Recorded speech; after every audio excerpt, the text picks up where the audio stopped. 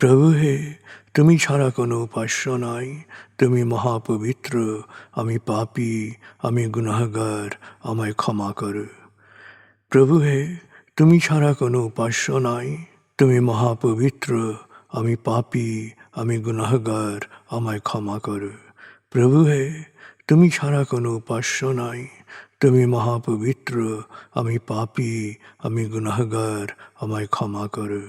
প্রভু হে, তুমি ছাড়া কোনো উপাস্য নাই, তুমি মহাপবিত্র, আমি পাপী, আমি গুনাহগার, আমায় ক্ষমা করো।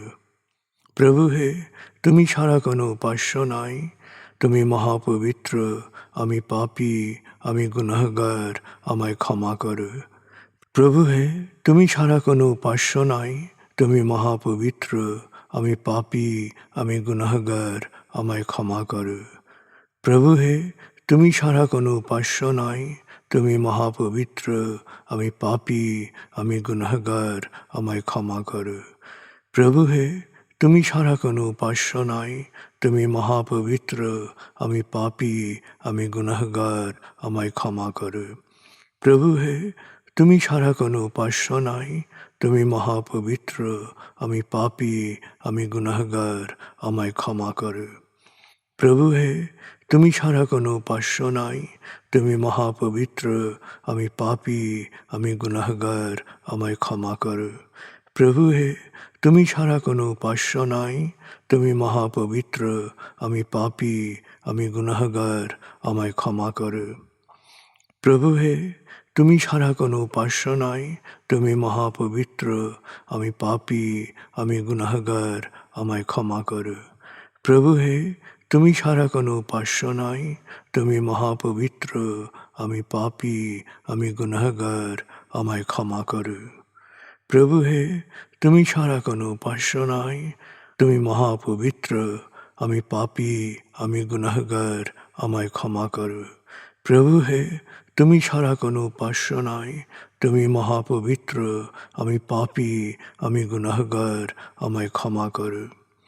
প্রভু হে, তুমি ছাড়া কোনো উপাস্য নাই, তুমি মহাপবিত্র, আমি পাপী, আমি গুনাহগার, আমায় ক্ষমা করো।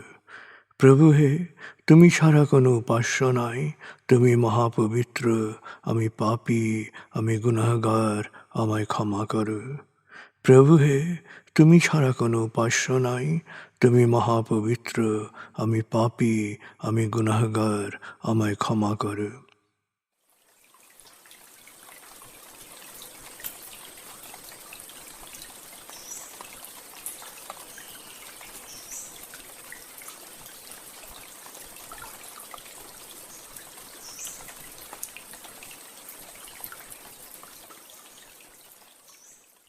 এবার আমরা সূরা তাকবীর এর মর্মবাণীর অংশ বিশেষে ডুবে যাব।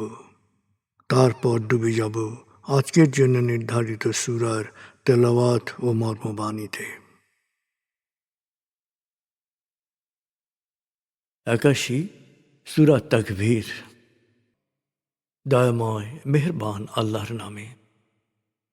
যখন সূর্য অন্ধকারে ঢেকে যাবে, যখন তারকারাজি নিজেদের আলো হারাবে, যখন পর্বতমালা মরীচিকার ন্যায় উধাও হবে, যখন পূর্ণ গর্ভবতী উটনী পরিত্যক্ত হবে, যখন সকল বন্য পশুকে একত্র করা হবে, যখন সমুদ্রের জলরাশি স্ফীত হবে, যখন দেহে আবার আত্মা সংযুক্ত হবে, যখন জীবন্ত কবর দেয়া শিশুকন্যাকে জিজ্ঞেস করা হবে কি অপরাধে তাকে হত্যা করা হয়েছিল, যখন প্রত্যেকের আমলনামা দেখানো হবে, যখন আকাশের আবরণ সরানো হবে, যখন জাহান্নামের আগুন গনগনে লাল করা হবে, যখন জান্নাতকে দৃশ্যমান করা হবে, সেদিন প্রত্যেকেই জানতে পারবে কি পরিণতির জন্যে সে নিজেকে প্রস্তুত করেছে, বুঝতে পারবে কি করা উচিত ছিল আর কি করা উচিত হয়নি।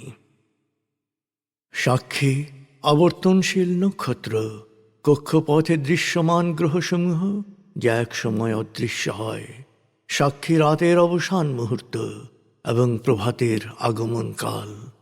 নিশ্চয়ই এই কোরআন আরশের সার্বভৌম অধিপতির নিকট উচ্চ মর্যাদা সম্পন্ন সম্মানিত রসুলের মুখ নিঃসৃত, যার কথা অবশ্যই বিশ্বাসযোগ্য ও মানা উচিত।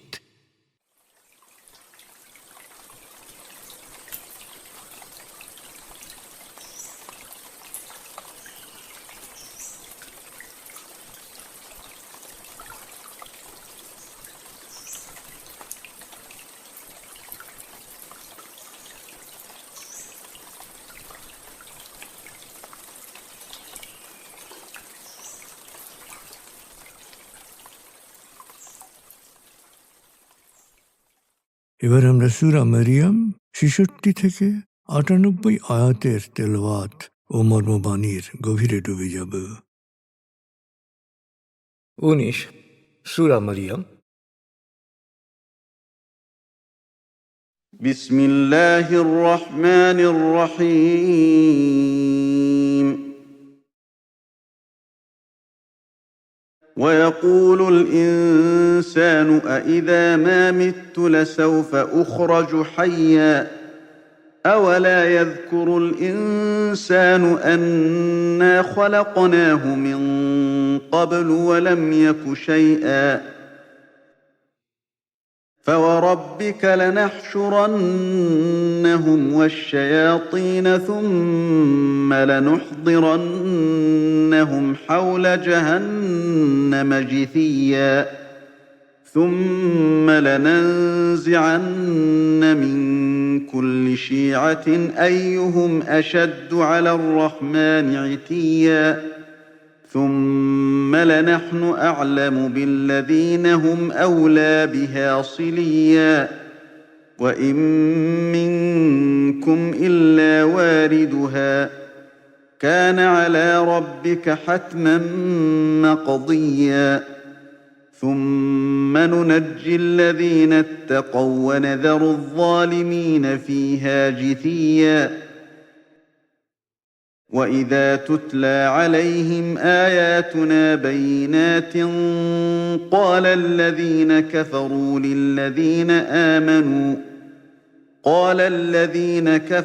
للذين آمنوا أي الفريقين خير مقاما وأحسن نديا وكم أهلكنا قبلهم من قرن هم أحسن أثاثا ورئيا قل من كان في الضلالة فليمدد له الرحمن مدا حتى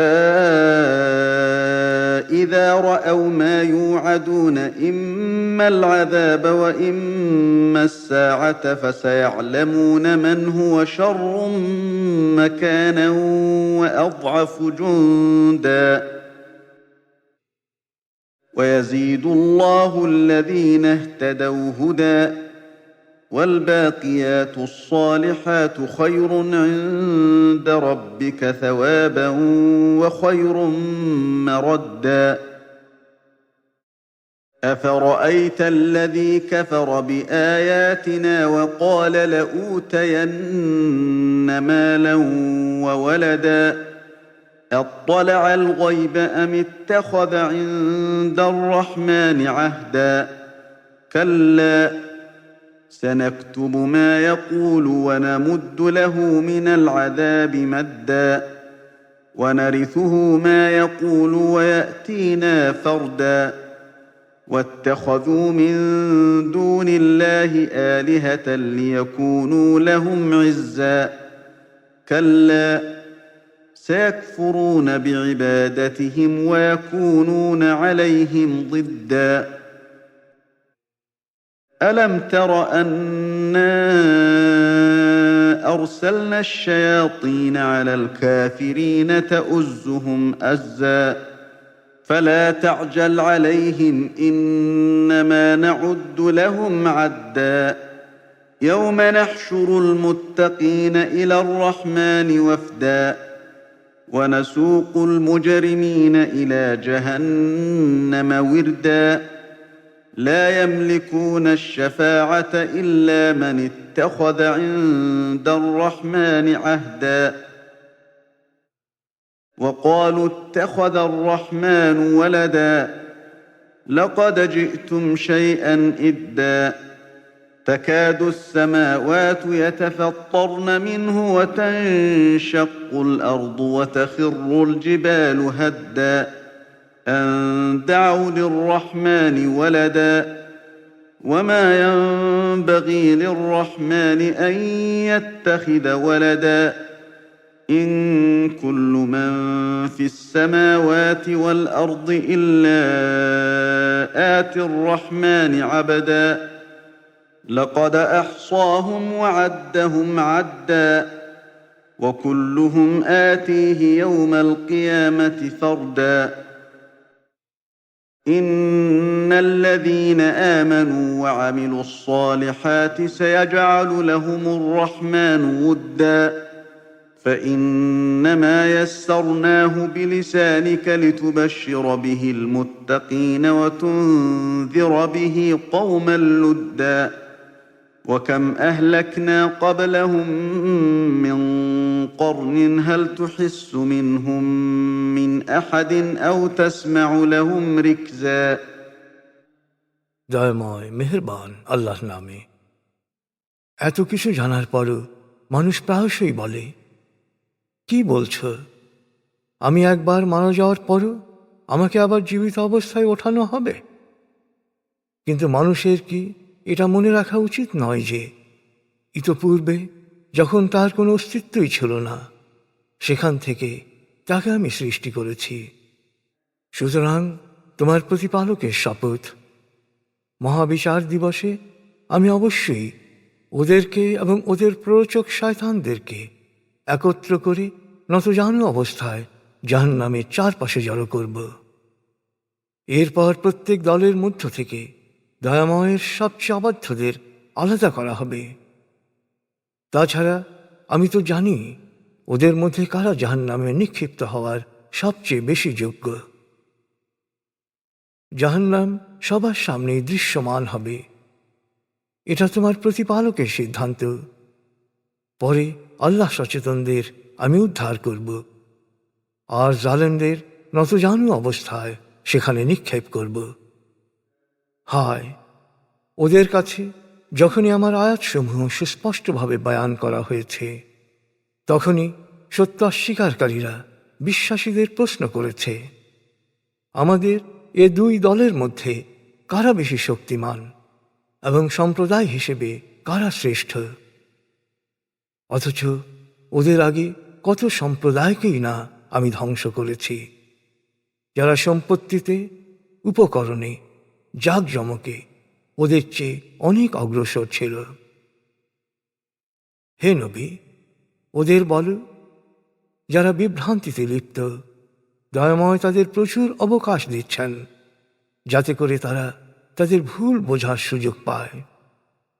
এ অবকাশ অব্যাহত থাকবে সতর্কিত বিষয় প্রত্যক্ষ করার পূর্ব পর্যন্ত, তা পার্থিব শাস্তিরূপে হোক বা মহাবিচার দিবসের শাস্তি। তখন ওরা নিশ্চিত রূপে জানতে পারবে কে হীনবল আর কে মর্যাদায় নিকৃষ্ট। যারা সরল পথে চলে, আল্লাহ তাদের সৎ পথের উপলব্ধি ও চলার ক্ষমতা ক্রমাগত বাড়িয়ে দেন সৎকর্ম করার আকুতি। সৎকর্ম তোমার প্রতিপালকের কাছ থেকে স্থায়ী পুরস্কার প্রাপ্তির জন্যে উত্তম। প্রতিফল দানকারী হিসেবেও পার্থিব লাভালাভের চেয়ে অনেক অনেক ভালো। হে নবী, তুমি কি চিন্তা করেছ ওরা কি ধরনের লোক যে আমার আয়াতকে প্রত্যাখ্যান করে এবং বলে, আমাকে তো ধন সম্পত্তি ও সন্তান সন্ততি দেয়া হবে? সে কি গায়েবী খবর জানে বা দয়াময়ের কাছ থেকে কোনো প্রতিশ্রুতি পেয়েছে? না, এ সত্য নয়। সে যা বলে তা লিখে রাখা হবে এবং তার শাস্তির পরিমাণ বাড়তে থাকবে। মৃত্যুর পর তার কথিত সব সম্পত্তির মালিক আমিই থাকব, আর মহাবিচার দিবসে সে একাই আমার কাছে হাজির হবে। ওরা আল্লাহ ছাড়া অন্য উপাস্য গ্রহণ করে এটা ভেবে যে ওই উপাস্যরা ওদের সহায় হবে। না, এ ধারণা একেবারেই অবান্তর। মহাবিচার দিবসে উপাস্যরা ওদের উপাসনাকে অস্বীকার করবে এবং উপাসনাকারীদের বিপক্ষে অবস্থান নেবে। হে নবী, তুমি কি লক্ষ্য করো না যে সত্য অস্বীকারীদেরকে পাপে প্রলুব্ধ করার জন্যে সকল শয়তানি শক্তিকে ছেড়ে রেখেছি? অতএব তুমি ওদের ওপর আযাব নাজিলের বিষয়ে অস্থির হও না। ওদের ব্যাপারে দিন গণনা শুরু হয়ে গেছে। সেদিন আল্লাহ সচেতনরা সম্মানিত মেহমান হিসেবে দয়াময়ের দরবারে সমবেত হবে, আর অপরাধীদের তৃষ্ণার্ত পশুর পালের মতো জাহান্নামের দিকে তাড়িয়ে নিয়ে যাওয়া হবে। সেদিন দয়াময়ের অনুমতি প্রাপ্ত ব্যক্তি ছাড়া আর কেউই সুপারিশ করতে পারবে না। ওরা বলে, দয়াময় সন্তান নিয়েছেন। কি উদ্ভট ও বিভৎস কথা! দয়াময়ের উপর সন্তান আরোপ করার কারণে অসম্ভব নয় যে আকাশ ফেটে চৌচির হয়ে যেতে পারে, জমিন বিদীর্ণ হয়ে যেতে পারে, পর্বতমালা হতে পারে চূর্ণ বিচূর্ণ। আসল সত্য হচ্ছে, দয়াময়ের সন্তান নেয়ার কল্পনা করাও এক সংকীর্ণ অশোভন চিন্তা।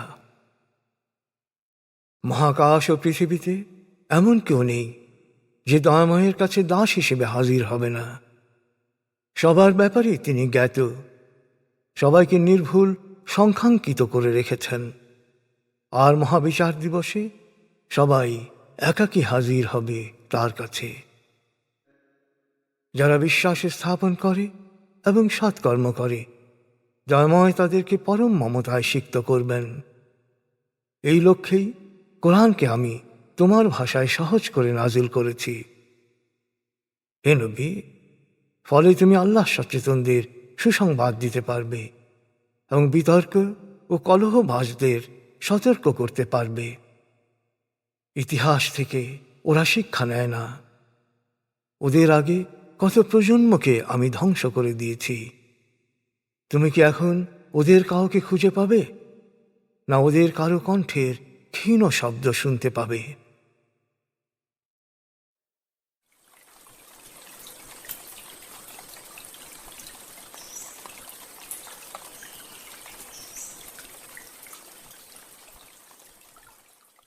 আপনি এতক্ষণ মর্মবাণীর গভীরে ডুবেছিলেন। এবার আপনার মনে মর্মবাণীর যে বিষয়গুলো দাগ কেটেছে, সেই বিষয়গুলোর ভাবনায় ডুবে যান।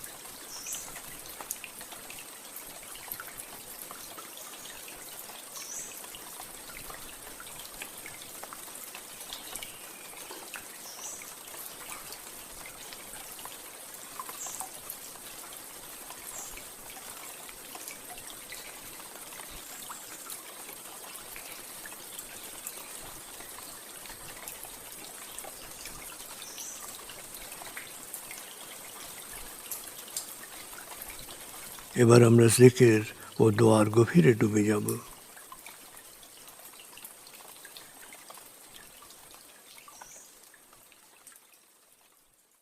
এবার হালকাভাবে চোখ বন্ধ করুন, লম্বা দম নিন, নাক দিয়ে দম নিন, আস্তে আস্তে মুখ দিয়ে দম ছাড়ুন।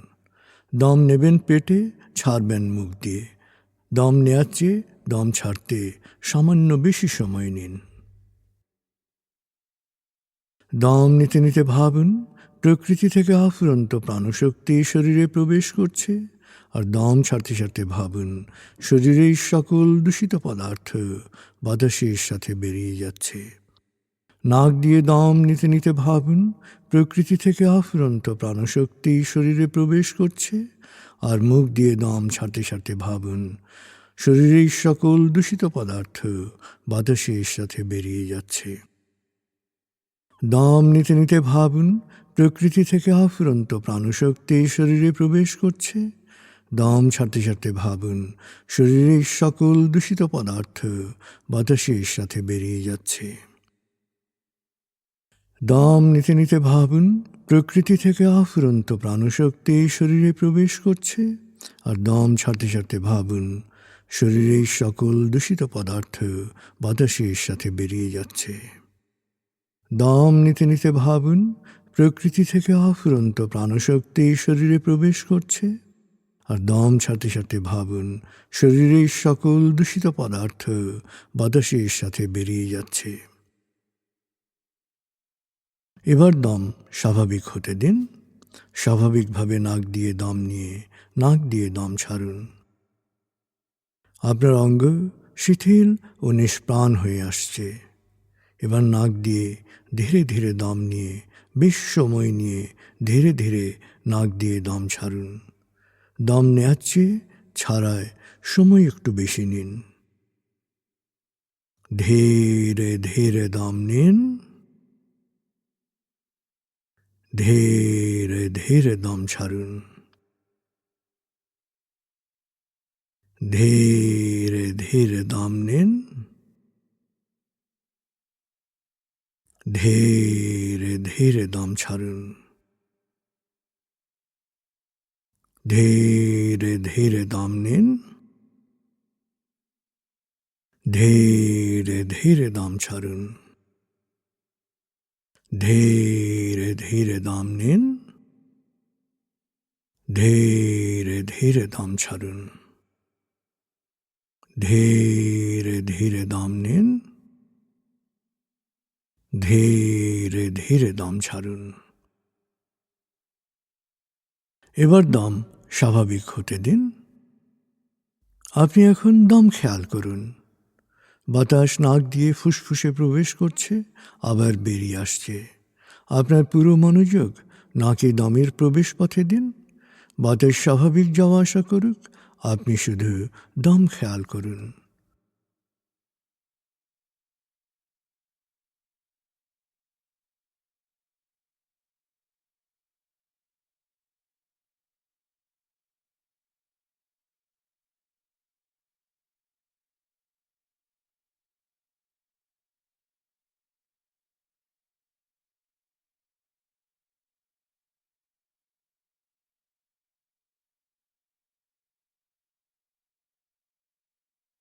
অনুভব করুন আপনার শরীর ভারী লাগতে শুরু করেছে। আরাম, আরাম, আরাম। অনুভব করুন শিথিলতা স্রোতের মতো, বরফ গলা পানির মতো আপনার মাথা থেকে শরীর বেয়ে নিচের দিকে নেমে যাচ্ছে।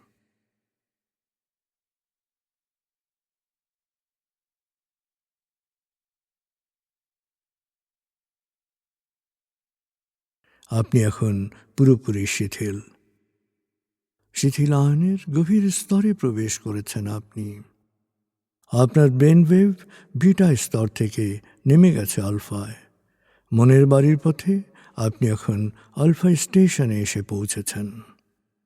এই স্টেশনে আপনার জন্য রয়েছে বিশেষ ওয়েটিং রুম।